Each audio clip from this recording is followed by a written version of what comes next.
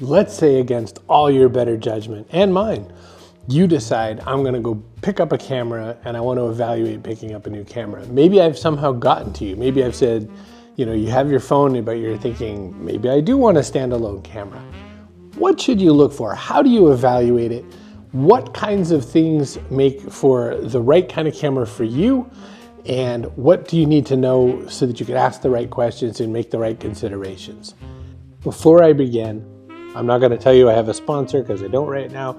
I'm not going to tell you, you know me or whatever. I'm going to say I've had great conversations with Tim, with Justin, with Jess, with MJ. A whole bunch of people started sending me email, chris@chrisbrogan.com. And a bunch of you are subscribing. I think we're gonna hit 500 pretty soon. So that's kind of jazzy. So I just wanted to say thank you. I'm so grateful for you. I wanted to just say thank you. It's so fun to reach out to talk. I think I mentioned everybody that I had the most primary conversations with. It's really cool. And thank you in the comments as well. Like, it's great to hear from you. Jess said, hey, I didn't like your music in this particular episode. Maybe you could do something a little different for your next music. So all right, this one's for you, Jess. Hopefully you like this. And if you have thoughts, questions, opinions, feedback, insults, I won't listen to your insults too well, chris@chrisbrogan.com. Sound okay? Okay. So, all right, let's say that you have, okay, look, let's get one thing out of the way. Your camera, your phone, I should say, your phone is probably fine. Your phone is probably a good enough digital camera. You don't necessarily need a digital camera. Bless you, you have a phone. Good, okay? Let's say you want a camera. There are a few things to consider. So first off, do you want a super easy point and shoot camera? Do you want something with interchangeable lenses? Do you want something even next level that you can sort of grow into? And then if so, what are the considerations? So let's talk about that. Let's talk about point and shoot versus something that you can change the lenses, something small and pocketable versus something a little bigger. Do you need to do video? We'll talk about all the considerations together. I'll give you a few bits of ideas, feedback, advice, and a little bit of pricing, but you got to understand, depending on when you see this on the internet and depending on what country you live in and very many other factors, pricing might be a thing. But that means we'll also talk about new versus old and a couple of other details. Okay, so let's talk about point and shoot cameras. There are inexpensive point and shoot cameras from lots of years ago. There's even very recent point and shoot cameras that you won't have to pay a lot for. There's also cameras to watch out for on places like Temu and Amazon.com. They have the nickname Scamra.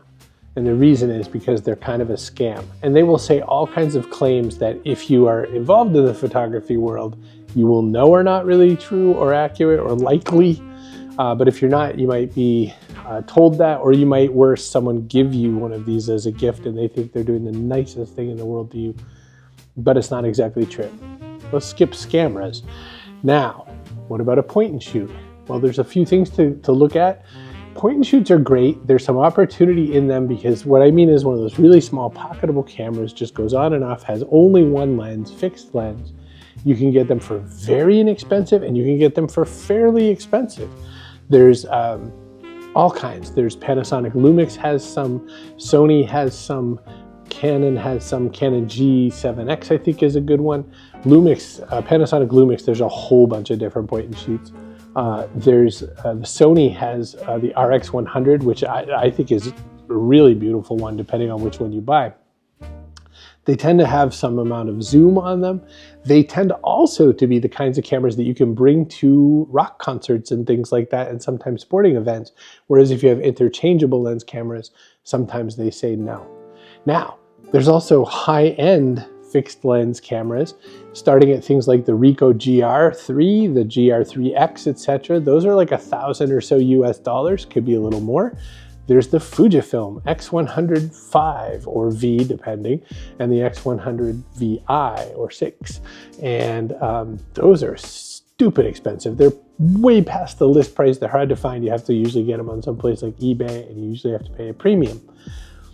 They're fixed lens or whatever. There's Leica. Woo, super expensive to what most people want to pay.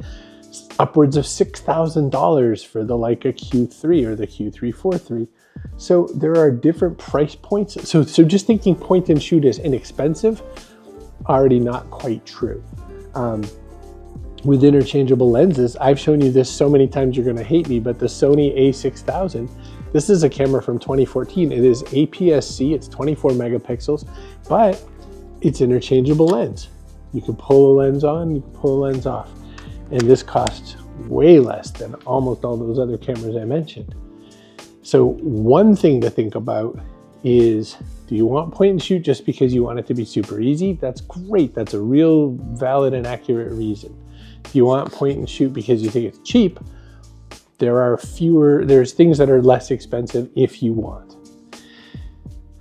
One of the things to talk about is sensor size. This is a little tricky because there's compact type sensors. There's a whole class of sensor called micro four thirds. There's one called APS-C, the C stands for crop. There's full frame and there's medium frame. All you need to know about all of those is that they are different sizes. It's basically the shiny part inside the lens, the rectangular piece inside the lens where you can see the shininess part. That's basically where light comes into the camera and processes an image.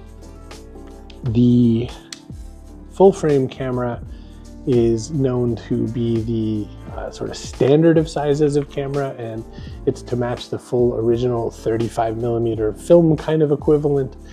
APS-C is a smaller crop from that. Medium format goes the other way, it's bigger. There's even large format. So in our talk, we'll talk about micro four thirds, we'll talk about APS-C, and we'll talk full frame. I have no experience touching a micro four thirds camera, but I can tell you a couple things that they're good and useful for. One neat thing about micro four thirds cameras, the bodies you can get from very small ones to big, full, rugged guys. It's not necessarily that the size of the camera is going to be small because the sensor is a micro four thirds. There are some pretty beefy boys. However, with a micro four thirds lens, your equivalent length, focal length, is double what it would be for a full frame camera. I'll be the worst at explaining this. What it basically means is you can use a lens that is somewhat smaller and has a slightly different size all the way around that can take pretty far out pictures because of the size of the sensor in a micro four thirds. So if you wanted to do like bird photography, if you felt like you couldn't carry around a fairly heavy kind of big bird lens, micro four thirds could be an answer. Here's what I know. If you use APS-C, but you want to shoot a lot more in very low light, you're not going to have as good a time. Bigger full frame cameras with a bigger sensor and often bigger lenses can draw more light in even at nighttime, which it is right now, and make it so that you could do better stuff with it. So hopefully I covered a little bit about sensor size. I've got 5 or so more things I want to cover on other considerations. But when you think about where you're going to go in and pick up a new camera, these are some of the things you're going to want to be able to answer. You know, like, what kinds of things do you want to shoot? You'll probably be like most people and say, I don't know. Easy answer for that, buy the Sony a6000. If you are like, well, you know, I want to do video or no, that's another consideration. We've got a bunch more. Does your camera need to have video on it? Well, this camera is the Insta360 Go 3S. It's a small action cam. It is tiny, portable, easy, simple, great, wonderful camera, very useful. And that means that I don't need to care that this particular guy doesn't shoot in 4K 24p. All that means to you is that really high quality video comes right out of this bad boy. Not so high quality comes out of this one, but it doesn't matter. If you buy a camera because you want it to be sort of the best of all worlds, you can go with an APS-C hybrid, Sony ZV-E10 for instance, plenty of other options. You can go for a full frame option. I have the Sony a7 IV, I made a whole video about that. Sony a7 IV has great 4K video and also really high quality photos as well. The other thing you'll start to ask questions of when you start to evaluate that is, does the camera have in-body image stabilization? What that means is, your normal human wobbliness, does the camera have something on board that sort of digitally takes care of some of the wobble? Or do you need to buy like a gimbal, which is one of those kind of framey sort of things that you hold the camera in and it sort of gyros? Whew, that's a lot. And definitely not for our project. We're not doing gimbals. We're not making things like that. Does it have weather sealing? I live in New England. It's going to snow tomorrow. Huge, I'm told. I hope it does. I like snow and I'm not traveling, so it's okay if it does. If that is true, if you need weather sealing, you want to find out, does the camera have weather sealing? Do the most lenses tend to have weather sealing? You just look it up. It'll say when you go to consider it. We'll talk about that in one more second. What size camera? So this Sony a6000, even with this kind of chunky lens, I can fit it right in my jacket pocket. I could probably fit it in slightly stretchy pants pockets. I can use it as a pocketable camera. I have other lenses that I could put on this, like an even smaller pancake lens that would make it fairly everyday camera, everyday carry kind of camera. Now, this thing, the Sony a7 IV, I could probably put a small enough pancake lens on it, but it's still a pretty chonky boy. Like it's not small, and it's certainly not like you could throw this in your pocket. Now the thing is, you worry, oh, if I have a camera this big, am I gonna take it out? You might not. You, especially come warmer weather, summertime or something like that, you might not come out with it. So you might want, like I have, 2 cameras. I have one that is for sure always on me, not counting my phone. And I have the one that I intend to use for my camera work. So it's a choice. You can do just one, but I have one that I for sure will bring out every day. And to me, that's one of the most important things. And that's the most important thing for this project. Again, if we're talking professional or something like that, there's a whole bunch of other questions, but you're not watching me for that, right? There's not a chance that you're here for that. Judging by the kinds of conversations I have, you're a bunch of really nice people. That's all I can tell you. So we talked size, autofocus. Okay, one way to make yourself really hate photography really fast is worry about, everything being blurry. If the camera is known for horrible autofocus, you might want to know that. Thing is, there's all this conversation out there about which ones have great autofocus, which ones have bad. Sony is known to have some of the best autofocus in the world. Oh, look at that, I shoot Sony. Canon has pretty good autofocus. Nikon has good autofocus. Fuji is notorious for not having good autofocus. Panasonic Lumix, I think, has sometimes had problems, different cameras. But Fuji was notorious for it. And then just before I sold my X-T5, they improved the autofocus on it. It was great. It was suddenly not a problem. So I don't know. I think don't worry about it exactly. All the big professionals and all the greats had problems that they couldn't solve with digital technology because it wasn't invented yet. So you don't have to worry about that. Plus, we're shooting for meditation. You're not trying to get on the cover of National Geographic. That's a whole other channel, whole other show. So autofocus isn't the worst important thing. Now, this thing is to consider. Does your camera allow you 2 things? One is there an auto mode? So this one has IA, which is intelligent auto, and it has another auto mode on this little dial right here. So I can turn this and set kind of different modes. It also has manual mode, which is important. They tend to call this PASM because it's program, aperture, shutter, and manual. That's the different kinds of priority modes. The other question is, do you have access to enough dials and customization so that you can do things like access what's called the exposure triangle? If your camera, if you just want it to shoot and point and shoot, you're fine. You don't have to think about a thing. If you want to learn more about photography, then you're going to want a camera that has access to the exposure triangle stuff. Can I move the shutter speed up and down? Can I change the ISO? Can I adjust the aperture of the lens? If you don't care about any of that, then you don't have to care. This feels like a long video, but I'm gonna wrap it up pretty soon, I promise. Hey, if you haven't subscribed, please, please, please do. I'm so close, 500, right around the corner, 500 subs. Then we're gonna get to 1,000, but let's do 500 first. Please subscribe, and also you can always send me email, chris@chrisbrogan.com. Should you buy new? Should you buy used? What are the ways to do it? There's a bunch of things to consider.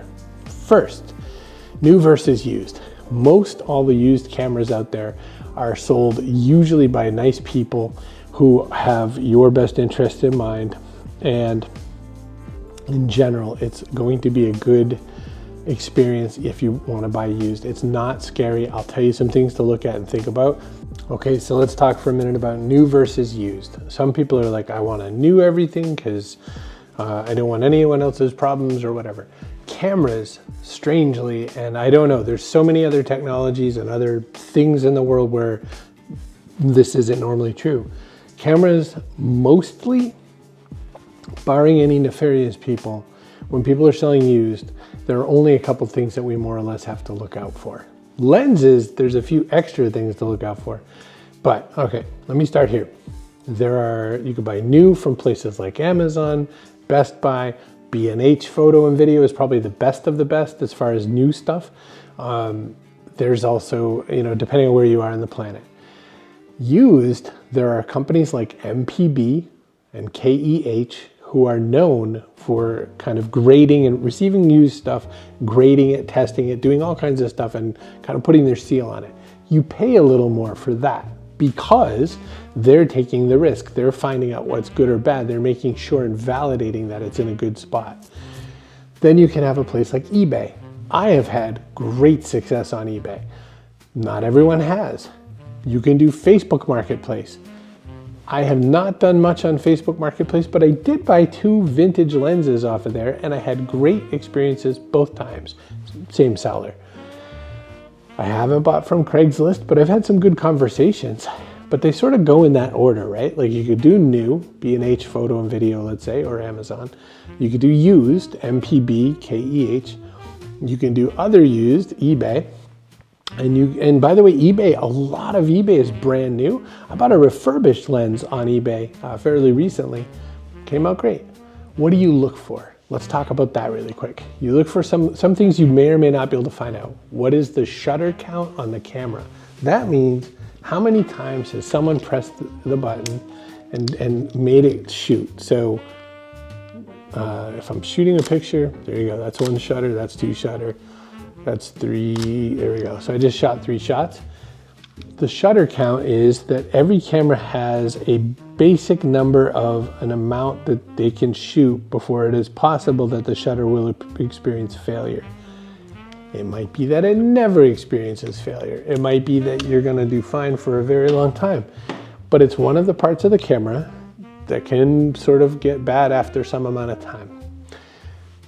That's one of the things people look for. You can look for the sort of physical damage on the body. That's easy because you're looking at it from the outside.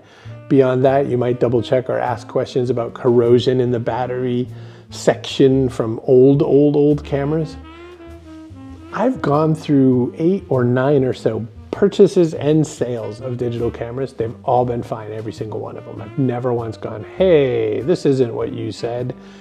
It's not to say that it can't happen. I've had incredible, knock on wood, luck. Lenses, somewhat different story. There's a lot of things that can go wrong with a lens. It could be that there's fungus. It could be that there's scratches. It could be that there's all kinds of dust inside that's not just cosmetic dust. Could be some problems. So with lenses, you have to ask a few more questions. For what we're doing, for the most part, and you can buy modern, inexpensive budget lenses if you want. The quality of the lens is almost always much more important in some ways than the quality of the body. We won't go into that in any depth. I'll make that some other video for you. Those are the things to consider. What's the budget? What's your budget? 300 or so, 400 US dollars for the Sony a6000, 1700 to 2000 for like kind of a higher end one, all the way up to 5,000, 6,000, 10,000 for a Hasselblad. There's very expensive cameras in the world. So your budget can be whatever your budget is. We didn't even talk about if you wanted old school DSLR technology, like a nice old Nikon or something like that. You can find some pretty inexpensive Canons. You can find some pretty inexpensive Nikons, especially on places like eBay. those are great, buy them. The question is it going to do the thing that you want it to do? And like I said, are you going for a super easy point and shoot? Are you going for a fairly easy thing with interchangeable lens? Or are you going for something kind of above your abilities, but that you think you can grow into?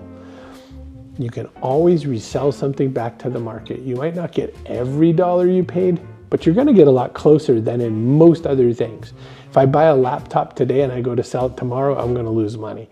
I have sold and bought so many cameras in which I lose $20 to $50, which is fine. That's very negligible many times. So I can tell you that it's not the same as some other technologies. So you can give it a shot. So anyway, if you want to figure out how to buy your next camera and why not to do your, what you want to try to do, these are my thoughts. If you want to look at a micro four thirds, maybe look up things like the Lumix GX80 or 85. If you want to look for APS-C, I've told you the Sony A6000 or maybe the Fujifilm X-T5, which I just had, or the new Fujifilm X-M5 if you want to look at video. For full frame, there's lots of options. I don't have as much knowledge in Canon, but Nikon has really good stuff. You could try the Z6 III. Sony, I'm using the A7 IV, but there's also the A7R5 and the A7C something. I'm lost, I don't know, there's lots of them. You can just give them a check. But if you have any questions, if you want to evaluate something, you can always drop me a line. It's not like I'm some pro, but I can tell you what I think. Chris@chrisbrogan.com. So there, if you want to pick up a camera, this is what you might consider. How's that sound? Drop me a line, I'll talk to you soon.